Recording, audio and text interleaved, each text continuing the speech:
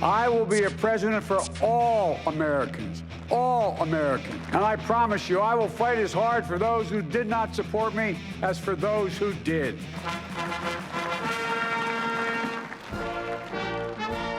I, Joseph Robinette Biden Jr., do solemnly swear. January 20th, 2021. Democrat leader Joseph Biden was sworn in as the 46th President of the United States. He took up the mantle of leadership in the midst of a debilitating public health crisis, a badly damaged economy, and a deeply divided nation. America's global leadership was also on the decline, while tensions were simmering with its closest strategic rival, China. All of his top priorities are domestic in character. The number one priority, obviously, is to get a handle on the COVID pandemic. He spent a lot of his first 100 days essentially reversing most of all of Trump's policies, except for one noble area. That's China. Democracy has prevailed. So what has President Biden done in response to the challenges confronting America? What are his main priorities? And will his overriding emphasis on domestic issues augur well for Asia and the rest of the world? The US is back. That's very important. Back for not only for the American people, but for the rest of the world community and for US allies.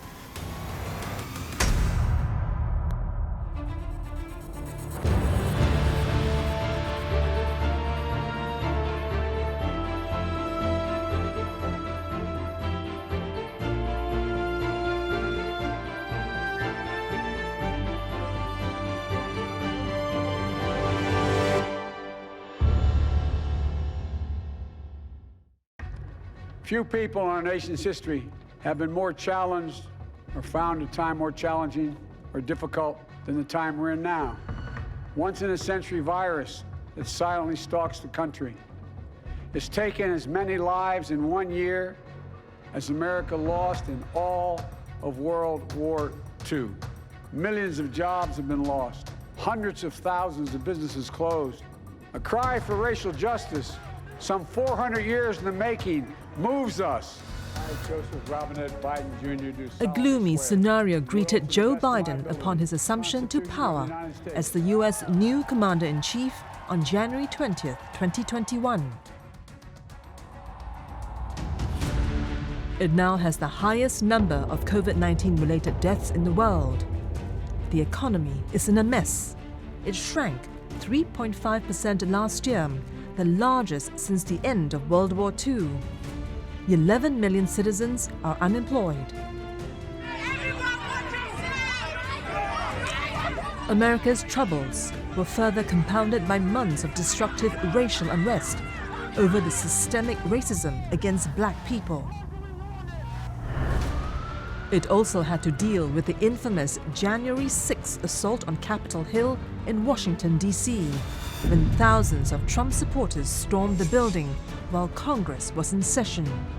The mob was echoing Trump's false claims that the election was stolen from him.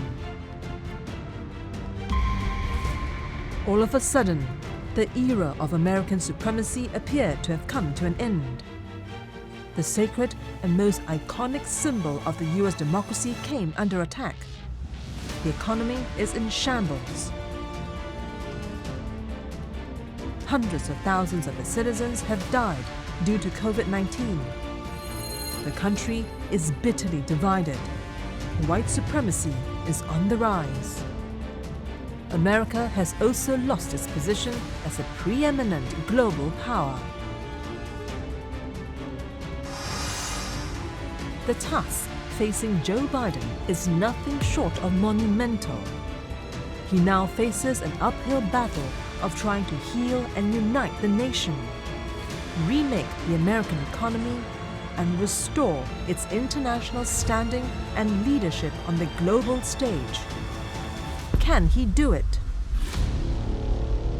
Given the headwind, I don't think there's been a president since Franklin Roosevelt that has faced the sort of the confluence of crises and problems that Biden faced walking in the door.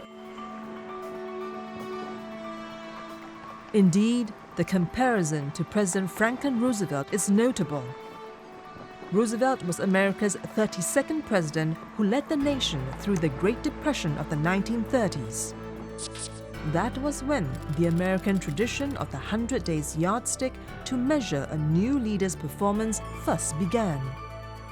100 days is really a shorthand for Franklin Roosevelt's first few months in office in 1933.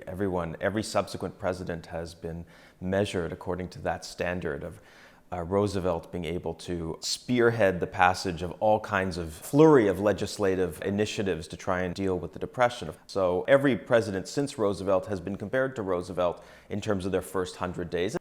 When you have a new president and he comes in, you give him a grace period, roughly 100 days, for him to select his cabinet, his key advisors, and to put forward his political priorities, economic, foreign policy, domestic, foreign. And he generally uses that to try to put forward his major accomplishments. So he's basically spreading a message. I'm trying to basically restore what he sees as America's great strengths, which he feels were terribly weakened or destroyed under the Trump administration. Apart from reversing Trump's climate change and immigration policies, top on the list of priorities during his first 100 days in office have been targeted at bringing economic relief and implementing public health measures to get the country back on track. The economy is the priority of the new administration, and there's a bad need for that. We've seen a polarization in terms of political views, in terms of economic income, and the government has to come in to address these inequalities. So I think that's his number one challenge. How do we address these economic inequalities in the US right now?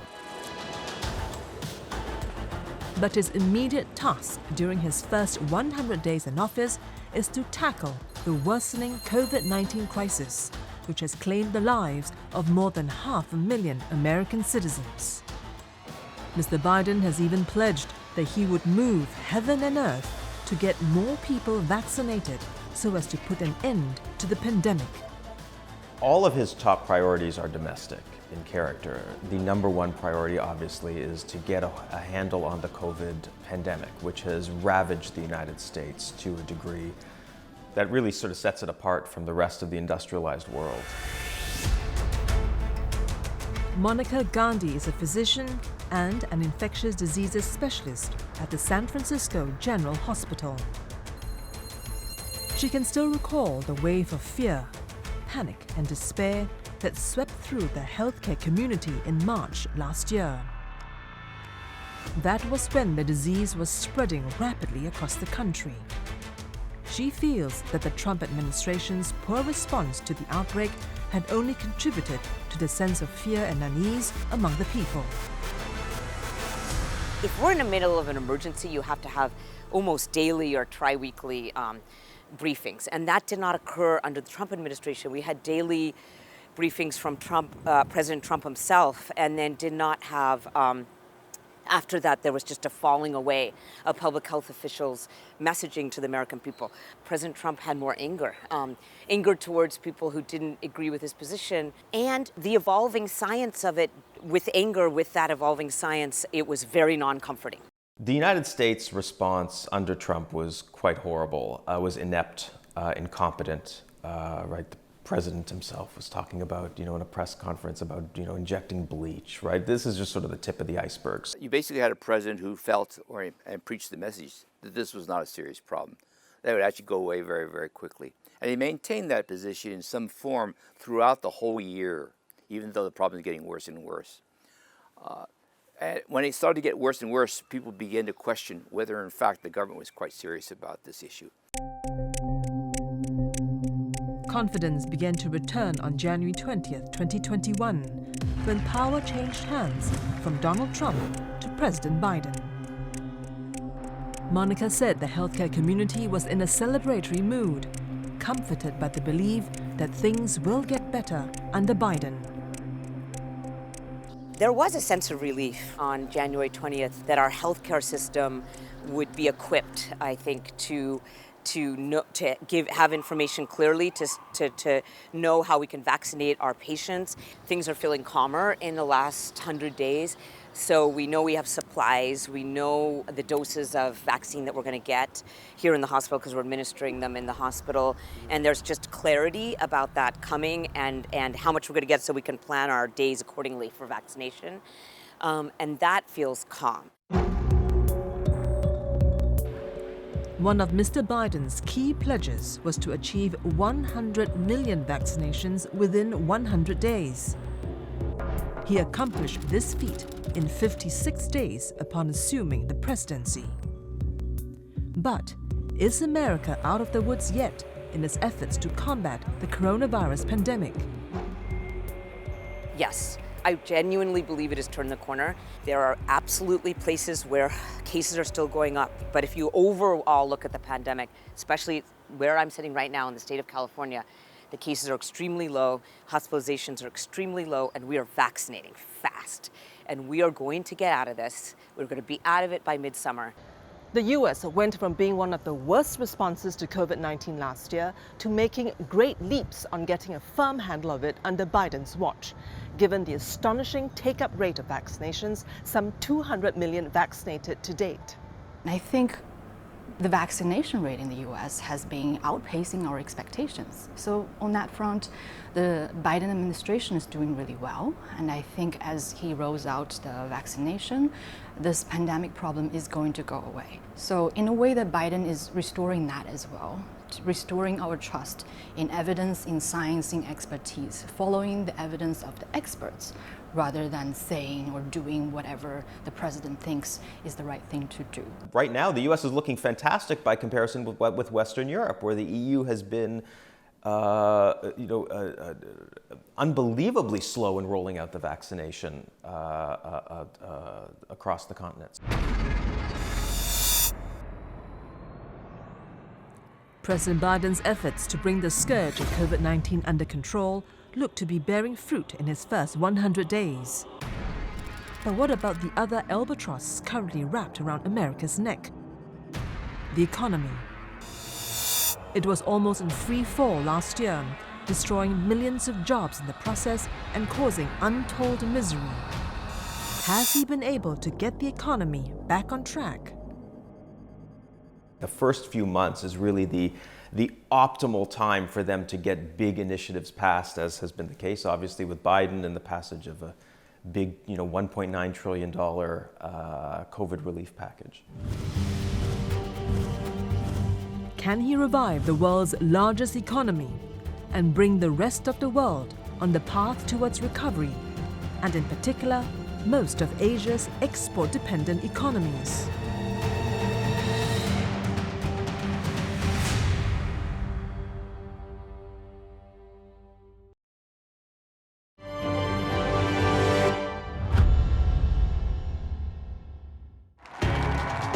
Joseph R. Biden Jr.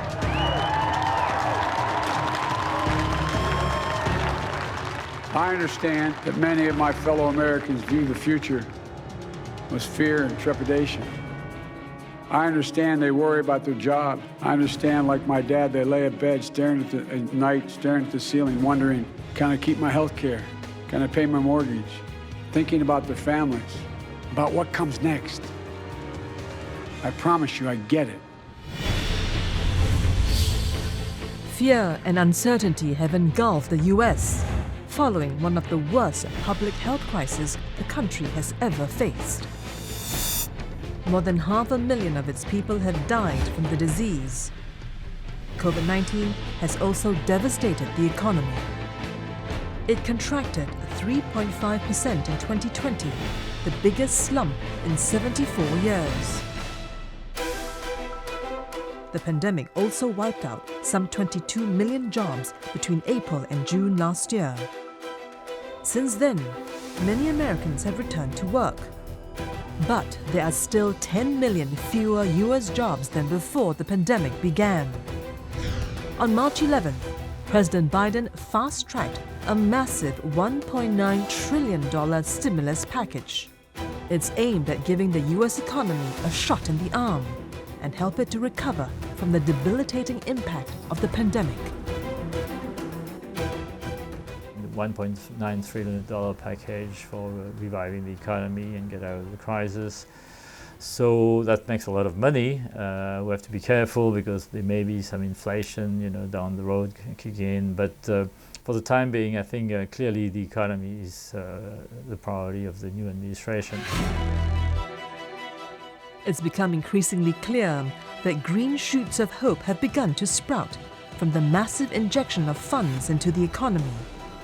It has added more than 915,000 jobs in March 2021. President Biden called it a sign of hope at long last.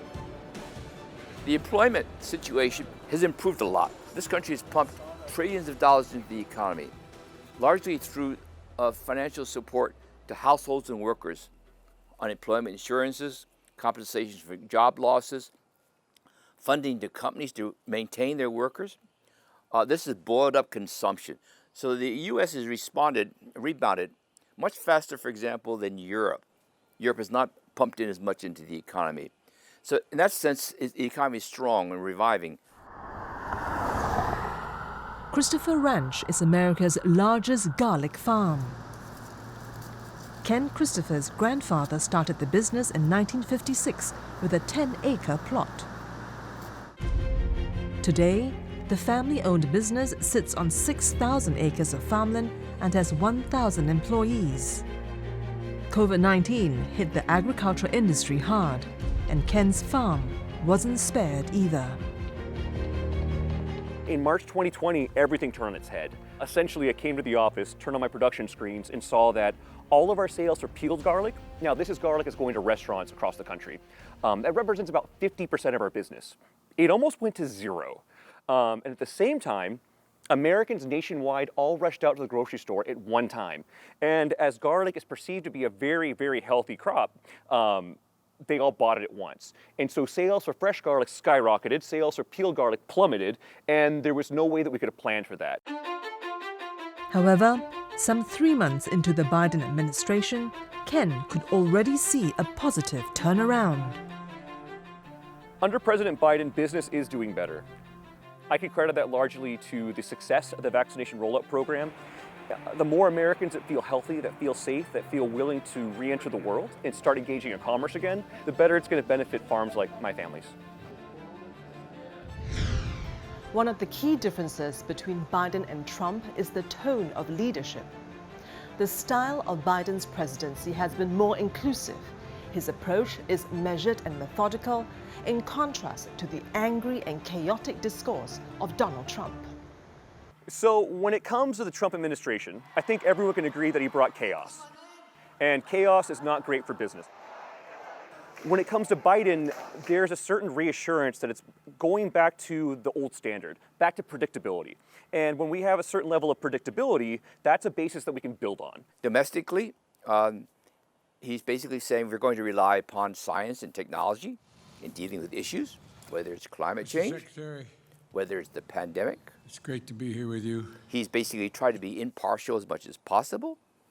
He doesn't care whether you are a rural area or an urban person or whether you're a Republican, Democrat. He wants to work, but he wants to get things done. And it's with the same sense of inclusiveness that has now been extended to the international stage as he begins to reset America's foreign policy agenda. You can determine the outcome of this election. Trump's 4-year leadership was associated with the America First policy, We will make America great again.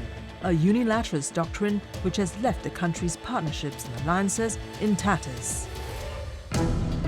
In the first 100 days in office, President Biden has promised to rebuild trust and confidence in the country and its leadership. America and alliances are our greatest asset.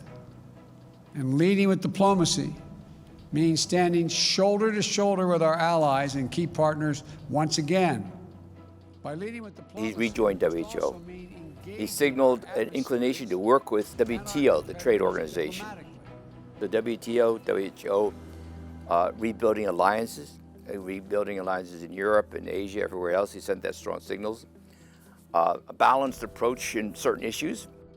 America is back, right? Multilateralism, we're going to work with our friends and partners and rally the world's democracies together, and employing rhetoric that reassures U.S. strategic partners and formal allies, which is not to be undervalued. I think that it's, tone can really play a significant role. U.S. Secretary of State Anthony Blinken's and Defense Secretary Lloyd Austin's first overseas trip as senior officials in Biden's cabinet was to Japan and South Korea. The significance of visiting Asian partners first wasn't lost on allies and adversaries alike. So the first trips of the Biden administration, Secretary of State, or Jake Sullivan's security advisors, Europe, South Korea, Japan, you're trying to build relationships which Trump had basically weakened or cut off. And a major focus of that relationship is the question of how do you deal with China? And I think Biden is trying to send a signal that, the US is still interested in the region, that if anything happens in this region, the US would not to stand by and watch, that they would maintain this policy of participation, actively engaging with the region in protecting the interests of the people in this region. President Biden himself had hosted his first online meeting with leaders of the so-called Quad group, comprising Japan, Australia, India, and the US. The informal multilateral grouping is the largest democratic economies in the Asia-Pacific that has emerged as a counterweight to China's rapid rise and growing influence. The Quad group was created in the wake of The Quad was a loose concept under the Trump administration. It is seen as a grouping of democracies oriented toward dealing with China in some way. Some partners like India and others are concerned about the Quad being seen as a containment or anti-China. Others would like to see the Quad as promoting more values, dealing with climate change, dealing with navigation, maritime issues, not just focus on security. It is still unclear whether the Quad is going to be meaningful. The only thing that's changed is that we have a new administration in Washington that is competent and professional, and seems to be reverting back to the mean, which is pursuing a foreign policy that is liberal and internationalist in orientation, and that none of that is great news for China. American leadership must meet this new moment of advancing authoritarianism, including the growing ambitions of China to rival the United States and the determination of Russia to damage and disrupt our democracy. What does a prolonged and adversarial relationship between the world's #1 and #2 economies look like? And will the US be able to contain the rise of China?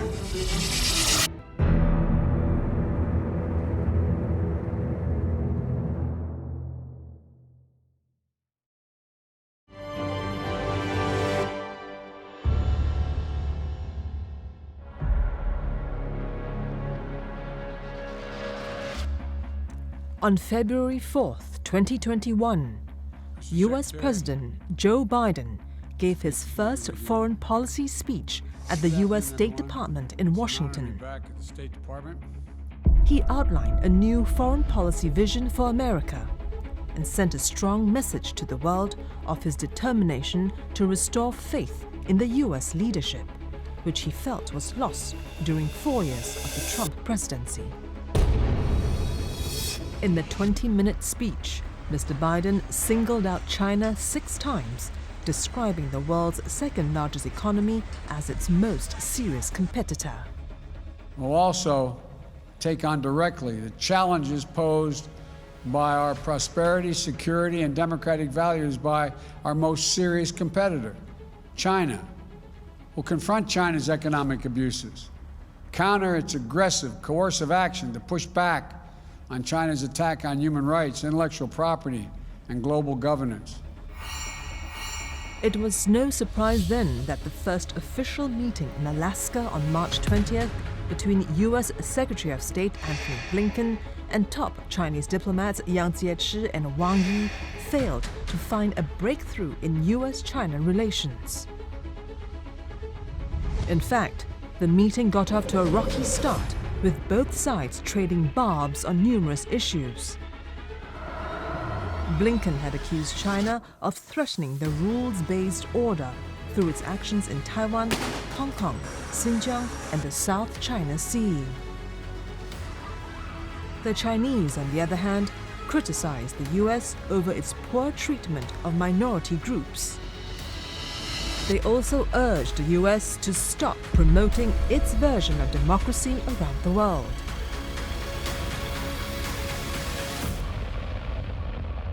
Well, China is very keen to resume what I call more normal relations.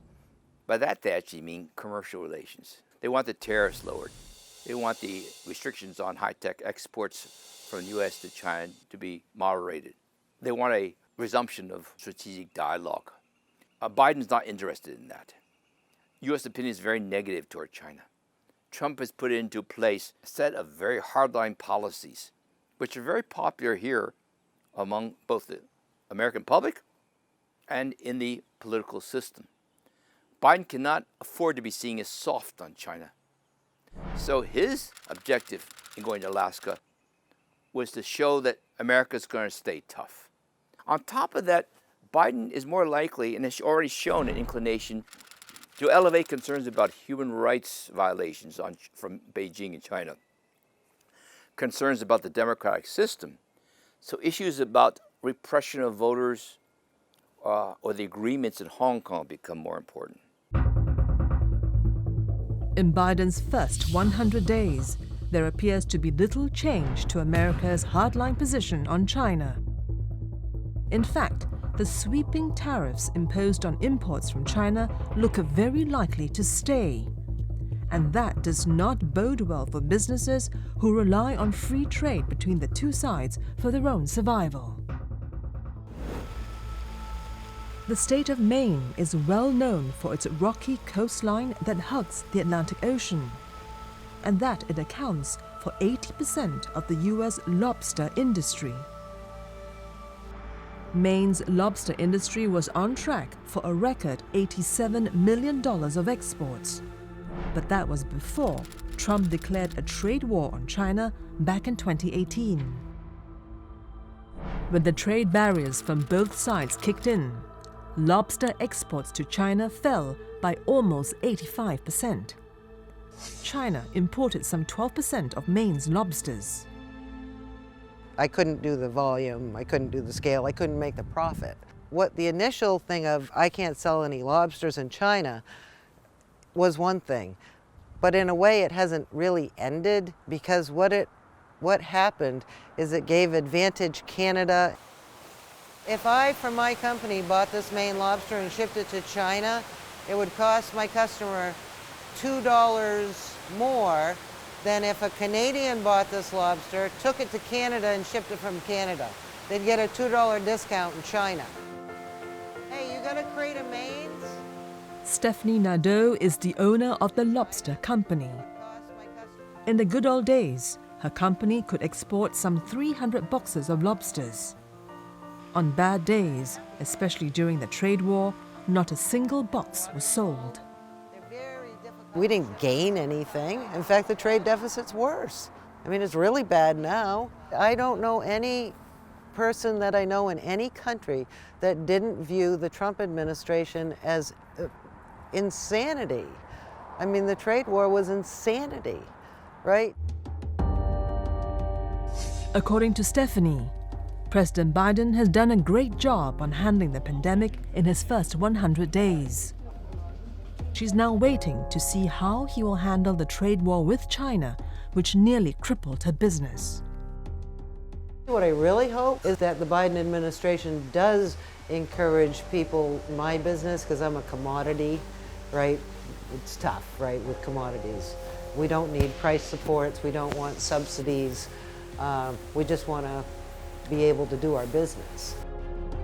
I mean, I think it's great that we're beating back the coronavirus, right? I mean, that was having a huge impact. I mean, I still sell lobsters domestically, but that had a huge impact on our domestic business. But so far, President Biden has not lifted any of former President Trump's tariffs on Chinese goods, even though the move has failed to bring about a positive outcome for the US economy. He hasn't really changed much in terms of the tariff policy, the taxation policy, as well as the issues regarding the global supply chain of key technology. And I don't think he's going to change much of that in the short run. Once you put a policy in place, it's always easier to keep the policy rather than changing it. In slowing down China, in slowing down the development of these key technologies in China, right? And in a way, maybe they don't want to see that going away. So they recognizes that in the long run, these policies might actually push China to innovate even faster. And they're more thinking about a long-term solution rather than focusing on, should we change this small policy right now?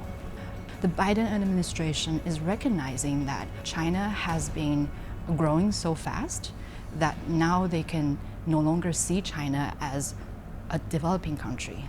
And instead, they're seeing China as a competitor, competing with the US head-on in these technological sectors.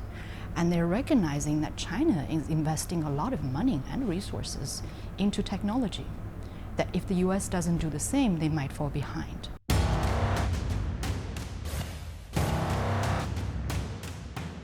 The reality is, China poses a threat on multiple fronts for the US, once regarded as a preeminent global power. That position has now been challenged by the world's second largest economy. China is now a rising global economic powerhouse. Its military budgets are also increasing significantly, growing to 6.8% this year compared to 6.6% last year. It's projected to climb to $208 billion next year, according to the Finance Ministry. Through its Belt and Road Initiative, China's influence and global reach have now been extended into Southeast Asia, the Middle East, Africa, and Latin America. And its Made in China 2025 campaign has catapulted China's status as a technology giant with a host of next-generation technologies. Technology becomes a major issue in terms of these trade restrictions. And again, the major focus is on China. And the issue is that China is rapidly becoming a technologically advanced economy. And for many of the United States security establishment, there's a threat. There's a threat that America will lose its dominance as the major innovative power.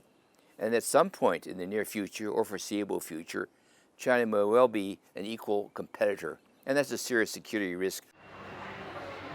21-year-old Andrew Xiang from Anhui Province in China is headed to Stanford University, California in September. He's studying for his master's degree in structural engineering, which is applied to construction of bridges, tunnels, and infrastructure.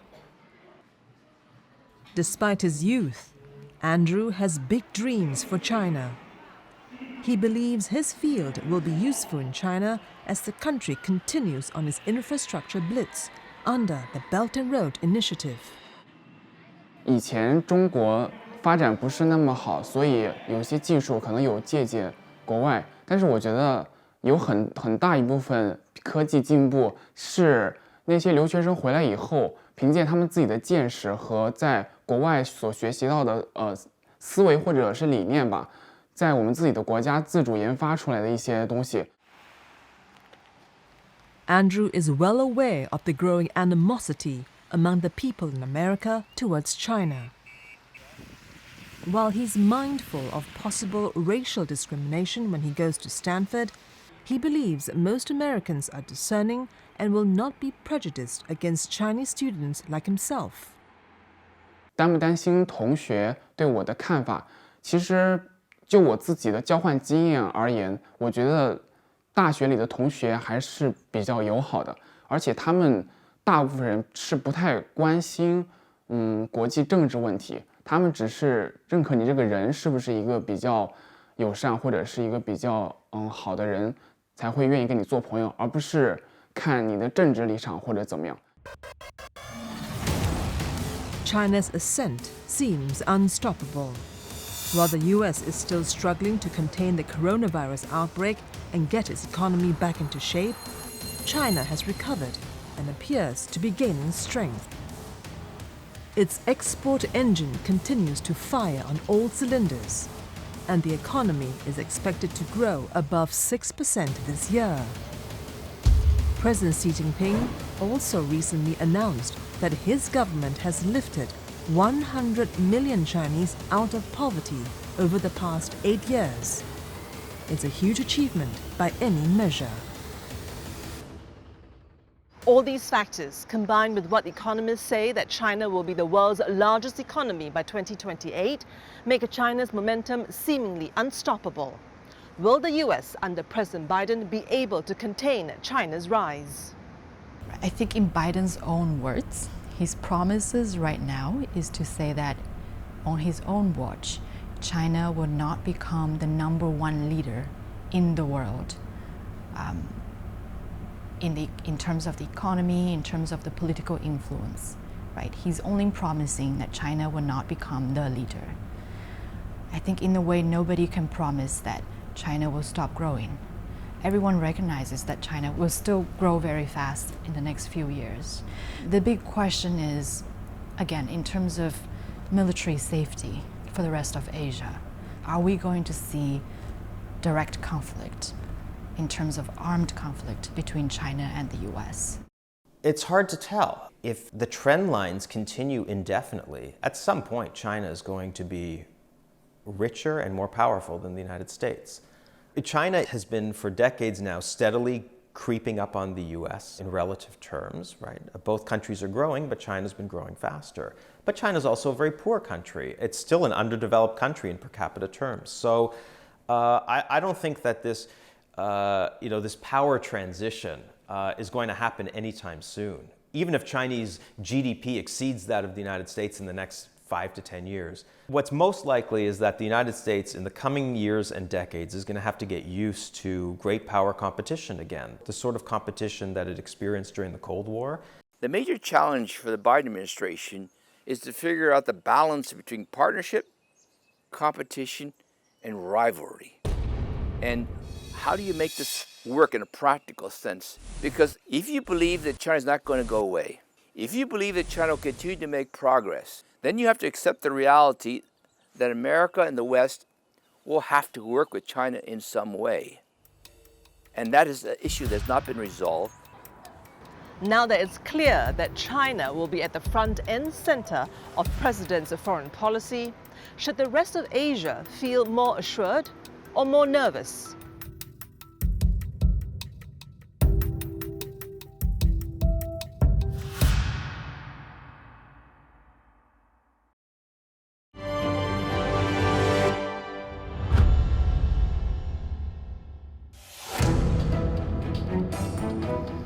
In his first foreign policy speech on February 4th, 2021, Mr. Secretary, US President Joseph Biden had laid down the foundations of his foreign policy vision and priorities to the American public. defending freedom, championing opportunity, upholding universal rights, respecting the rule of law, and treating every person with dignity. That's the grounding wire of our global policy, our global power. The timing couldn't have been more perfect. It came just a few days after the military in Myanmar staged a coup on February 1st, 2021. The brazen act by the military brought down the democratically elected government of democracy icon Aung San Suu Kyi and put an end to Myanmar's 10-year experiment with democracy. The dramatic development in Myanmar was indeed President Biden's first foreign policy test as the world's defender of democracy. The Burmese military should relinquish power they have seized, release the advocates and activists and officials they have detained, lift the restrictions on telecommunications, and refrain from violence. But beyond the stern rhetoric and economic sanctions on the military leaders, the US response has been anything but forceful. The US has not intervened more than what it's doing right now, partly because it's not clear if more intervention would solve the problem right now, right? More intervention or just more condemnation of the military in Myanmar might even provoke them to hurt the public even more.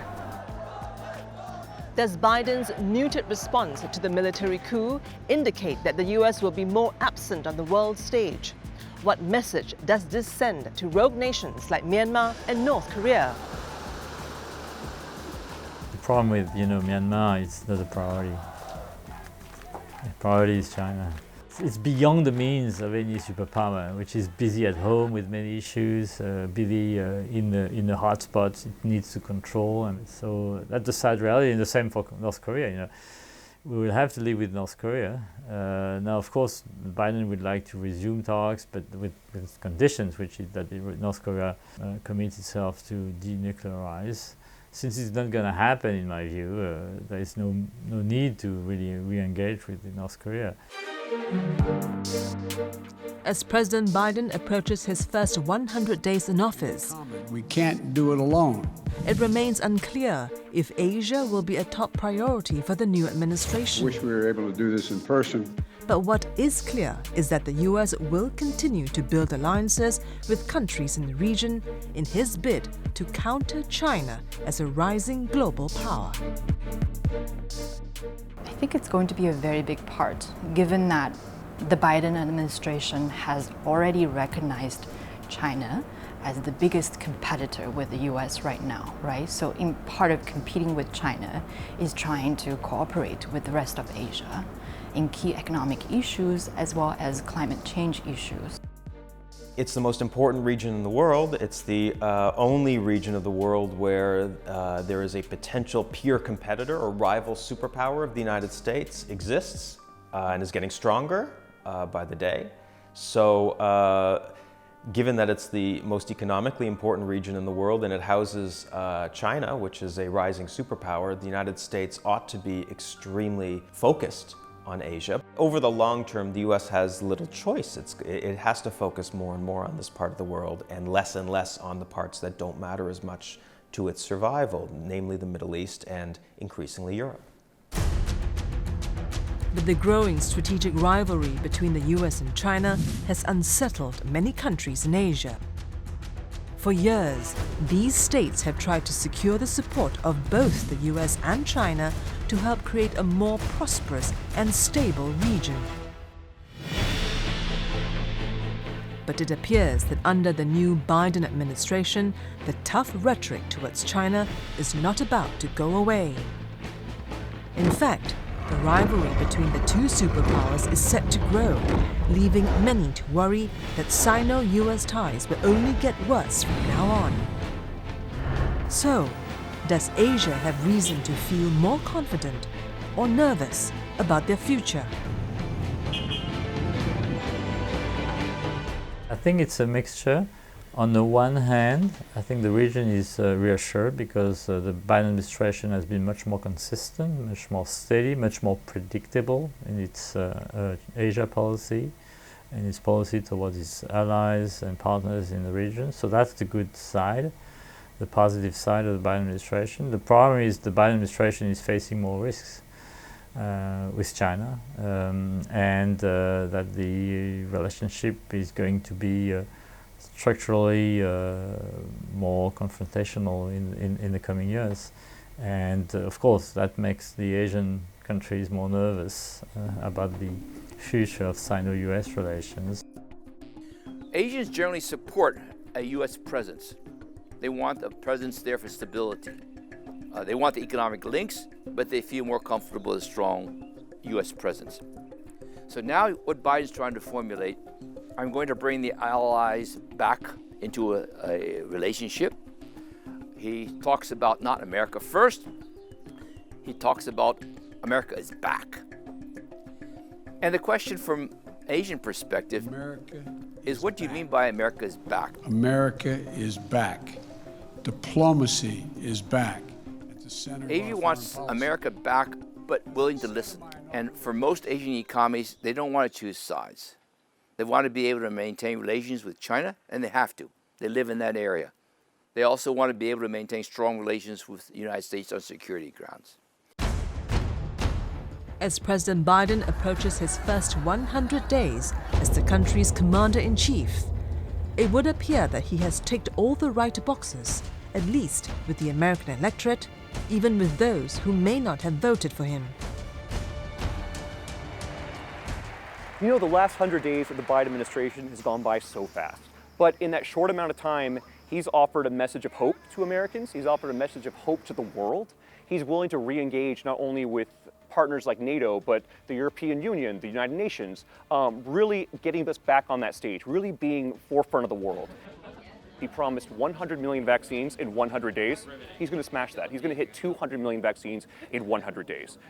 Me personally, I'm a conservative, I'm a Republican, but when I see success, I give credit where credit's due. Biden Jr.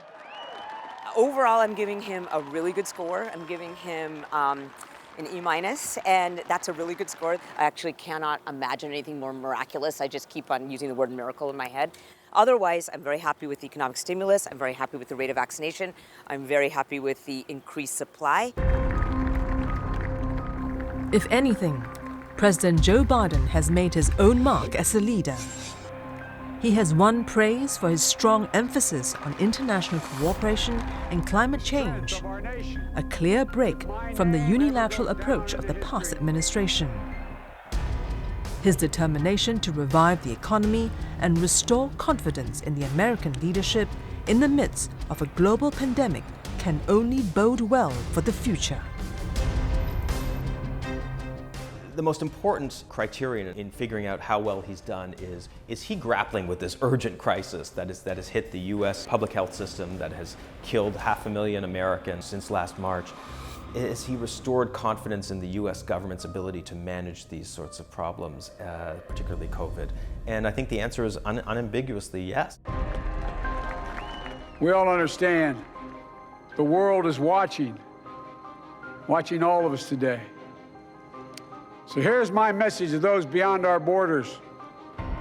America has been tested, and we've come out stronger for it.